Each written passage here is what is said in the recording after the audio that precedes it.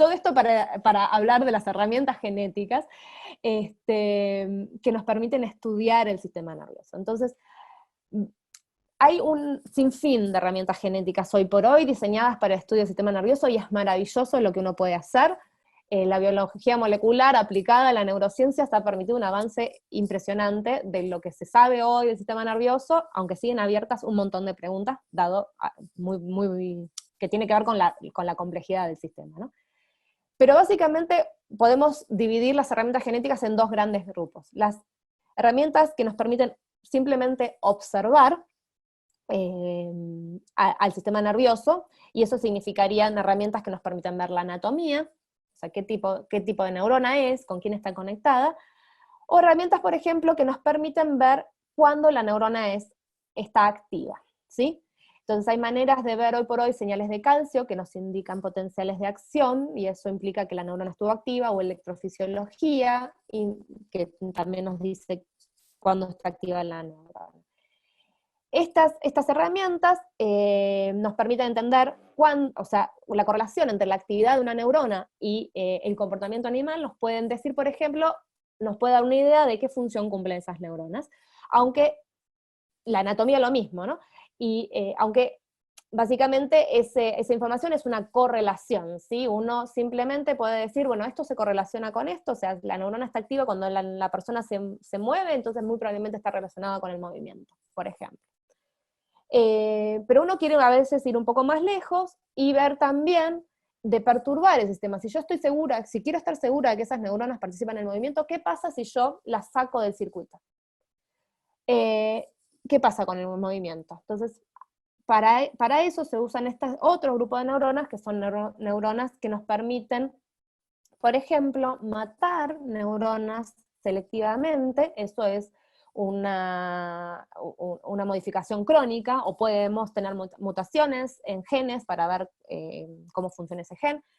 O alternativamente, también se desarrollaron herramientas que son de efecto transitorio, ¿sí? Que nos permiten activar o inhibir neuronas, es decir, que generen más potenciales de acción o menos potenciales de acción. Y un poco estas herramientas y cómo se aplican selectivamente son las que hoy se usan para estudiar el sistema nervioso, y no se usa una u otra. La verdad es que cada una, las perturbaciones nos permiten dar una idea de causalidad, las observaciones nos dan una correlación, pero ambas juntas son las que nos permiten entender cómo funciona el circuito. Entonces, básicamente, hoy por hoy tratamos de usarlas todas, cuando tratamos de estudiar, de contestar una pregunta puntual.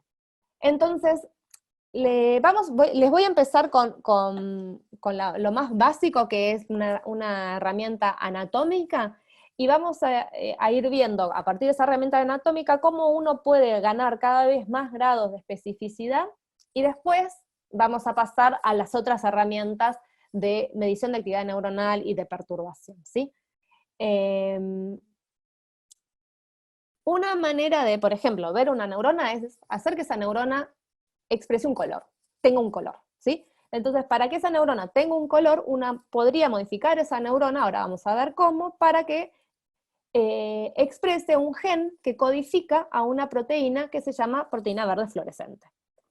Y así uno puede ver, por ejemplo, esta hermosa neurona, que es una neurona piramidal de la corteza.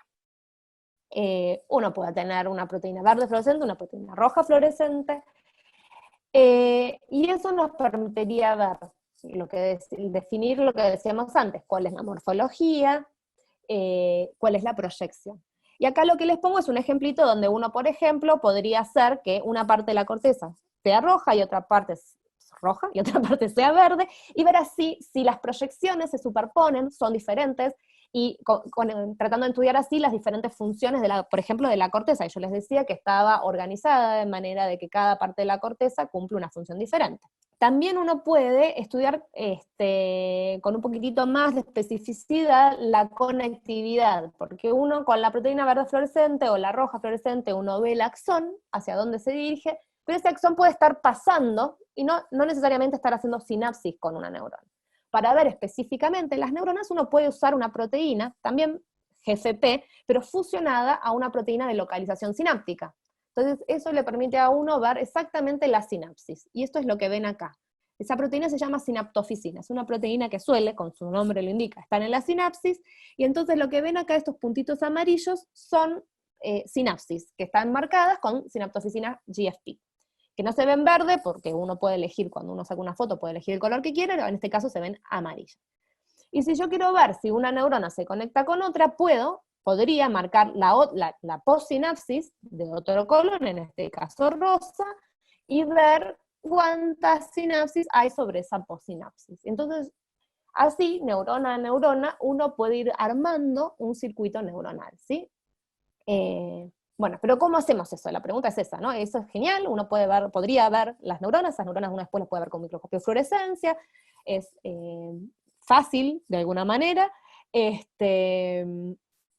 ¿Cómo hacemos? Entonces, bueno, lo que se empezó a usar hace años para el estudio del sistema nervioso y para otros estudios también es el uso de animales transgénicos, ¿no? Diseñar un animal transgénico que me exprese la proteína GFP, por ejemplo. Animales transgénicos hay un montón. Yo trabajo con ratones y hoy les voy a hablar prácticamente todo de ratones.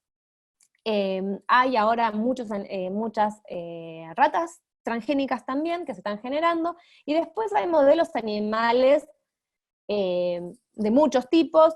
Lucas, por ejemplo, en el Centro Atómico trabaja con el pez cebra, Lore, ya sabrán que trabaja con moscas, Luciano Marpegán trabaja con gusanos, digamos que más o menos que tenemos en el departamento de física médica, tenemos una representación de todos los animales que se pueden usar en biología y para el estudio del sistema nervioso. Básicamente, a mí me gusta trabajar en ratón porque tiene genéticamente muy parecido al humano, fisiológicamente y anatómicamente también. Las estructuras que se ven en ratón también existen en humanos, casi todas, tienen algunas diferencias obviamente, si no seríamos ratones, y se puede usar para modelar la enfermedad, tiene un ciclo de vida medianamente rápido, ¿sí? En 20 días un ratón se reproduce y en un mes, 2 meses, mes y medio, un ratón ya es adulto. Entonces, realmente es una herramienta, comparado con la mosca, es muy largo, pero para muchas otras cosas es muy homólogo al humano, entonces realmente es una muy buena herramienta para estudiar enfermedades humanas. Entonces, ¿cómo hacemos un ratón transgénico? Básicamente. La manera tradicional de hacer ratones transgénicos se basa en sacarle un óvulo ya fertilizado con algunos días de crecimiento a un ratoncito, a una ratoncita. Se sacan las células de ese blastocito, se ponen en cultivo, y esas células en cultivo se van a transfectar con el DNA que contenga el transgen que uno quiere expresar. En este caso seguimos hablando de GFP.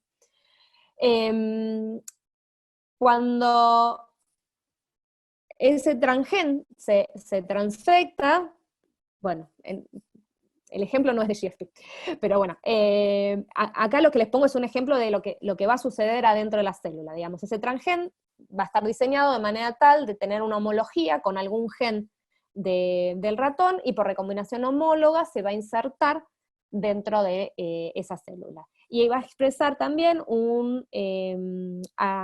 resistencia a antibiótico que nos permite seleccionar cuáles células realmente fueron recombinadas, porque la frecuencia de recombinación es una frecuencia muy baja, entonces muy probablemente haya poquitas células que sean realmente que recombinen y que tengan ahora el transgen insertado, y entonces quiero eliminar esas, seleccionar solo las que están transfectadas o modificadas, después las vuelvo a poner adentro de un blastocito, otro blastocito, y después esto vuelve al animal para que crezca. Entonces, básicamente con esta estrategia puedo hacer dos cosas. Puedo hacer un knockout, que es un poco lo que se muestra acá, o sea, puedo noquear un gen para estudiar su función. En este caso, le saqué el exón 1 a este gen, acá esta es la región de homología, se lo intercambié por un cassette de neomicina, que es el antibiótico, Y entonces este gen ahora ya no se expresa más porque ya no tiene sitio de iniciación de la expresión. Pero también, de la misma manera, esto se podría poner acá un transgen de GFP, y básicamente, si lo recombino acá, estoy haciendo un mutante que expresa GFP, pero lo puedo poner, por ejemplo, en general, los knock-in para expresión de reporteros, como las GFP se llaman reporteros, lo que se hace es ponérselas en el extremo 3' no codificante del gen para no modificar la expresión de ese gen. Y lo que se hace es ponerle una secuencia que se llama IRES, que es un Internal Ribosome Entry Site. Es una región donde cuando esto se haga un mensajero, esto va a ser reconocido por el ribosoma para ser traducido. Entonces, eso está en una región no codificante, pero se va a expresar de la misma manera que se expresa el gen azul. Y lo que me permite eso es a mí expresar mi GFP bajo el control de un promotor que a mí me interesa. Si yo quiero expresar el GFP en unas neuronas, por ejemplo, que son particularmente excitatorias, me busco un promotor que yo sepa que se expresa solo en esas neuronas excitatorias y hago el knock-in en ese gen. Y entonces tengo una expresión GFP bien precisa, ¿sí? Me marca exactamente lo que yo quería. Como les decía, esas células que sufrieron la recombinación homóloga se inyectan de nuevo en el blastocito, se pone esto en la panza de la mamá, y el tema es que como ese blastocito ya tenía otras células, lo que se genera es un ratón quimérico, un ratón que todas sus células no son iguales. Y entonces hay que hacer varias cruzas para encontrar cuáles de estos ratones tenía su sistema reproductor modificado, y entonces nos puede dar origen a una línea transgénica estable donde todas las neuronas estén modificadas, ¿sí? Generar un ratón transgénico knock-in o knockout no es una cosa sencilla. Hay gente que lo sabe hacer, mismo en Argentina, Marcelo Rubinstein es un experto en estas cosas, y me imagino que habrá otra gente también. Pero en general uno lo que hace es buscar qué ratón transgénico quiere usar y se lo compra a algún laboratorio que ya lo haya producido. Hay empresas que producen ratones transgénicos, mismo producen el ratón transgénico que uno quiera. Si uno tiene plata, suficientemente plata, uno los compra. Hoy por hoy, los ratones transgénicos se hacen quizás más rápido con la técnica de CRISPR-Cas9, que creo que Lore me había dicho que ustedes lo ven un poco en la materia, que básicamente usa un sistema tipo inmunológico de las bacterias aplicado a células para modificar justamente su ADN. La idea es que uno le puede inyectar una célula, la nucleasa Cas9 y un RNA guía, y la capacidad que tiene esa nucleasa es de, a través de usar ese RNA guía, reconocer, pararse en el ADN en la región que es complementaria a ese RNA guía, justamente por eso es su nombre, y reconoce también unas secuencias del ADN particulares, o sea, no cualquier región homóloga, no se va a parar en cualquier región homóloga, sino que en la región homóloga que tenga además esta región PAM, y ahí como es una nucleasa, va a cortar el ADN. Y esto va a generar, cuando se corta el ADN, que se genere dentro de esa célula una respuesta de reparación. Y hay dos tipos de respuesta de reparación, homóloga y no homóloga, y uno puede jugar con una o con otra para generar un knockout o un knock-in. La utilización de esta técnica requiere de que uno conozca muy bien la secuencia de ADN que uno quiere modificar, que hoy por hoy es fácil. En el momento que se empezaron a hacer transgénicos no se conocía todo el genoma completo de todo el ratón, por ejemplo. Hoy por hoy es mucho más fácil. Entonces uno puede usar esta técnica para diseñar ratones transgénicos.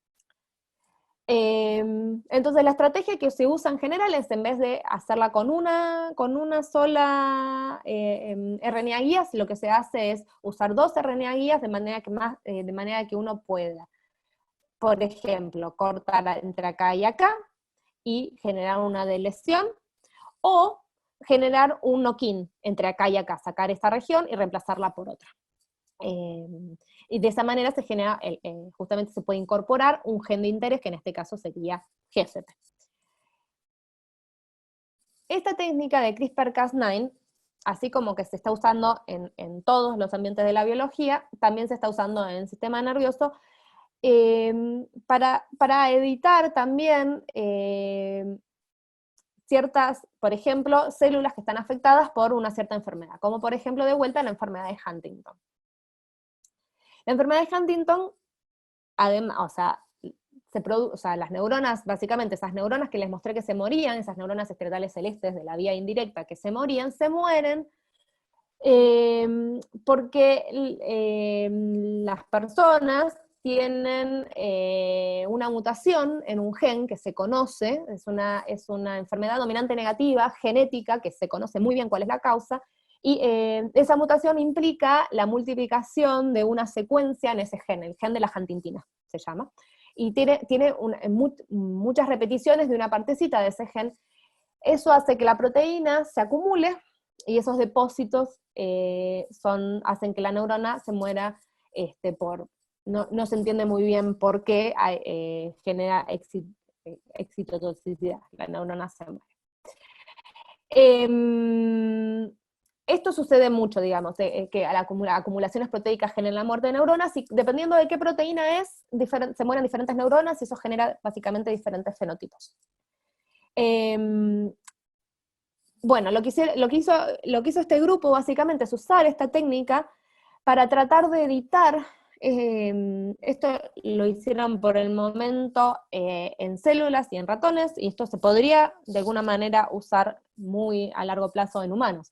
La idea es que usaron CRISPR-Cas9 para editar específicamente el alelo mutado de células que tienen ese gen mutado, básicamente. Entonces, básicamente lo que hicieron es diseñar 2 RNA guías alrededor de esas multiplicaciones de esa secuencia CAG, que es la que genera que se acumule de esa proteína. Entonces hicieron una decisión, como una especie de knockout de esa región en particular, y ahora entonces, básicamente, esa proteína es más normal. Y lo formidable de esta técnica es que tiene tanta especificidad que uno lo puede hacer sobre el alelo mutante y no sobre el alelo wild type. Esto es para decirles que estas técnicas que uno por el momento las usa como para estudiar circuitos neuronales, quizás a la larga se terminen usando también como terapias.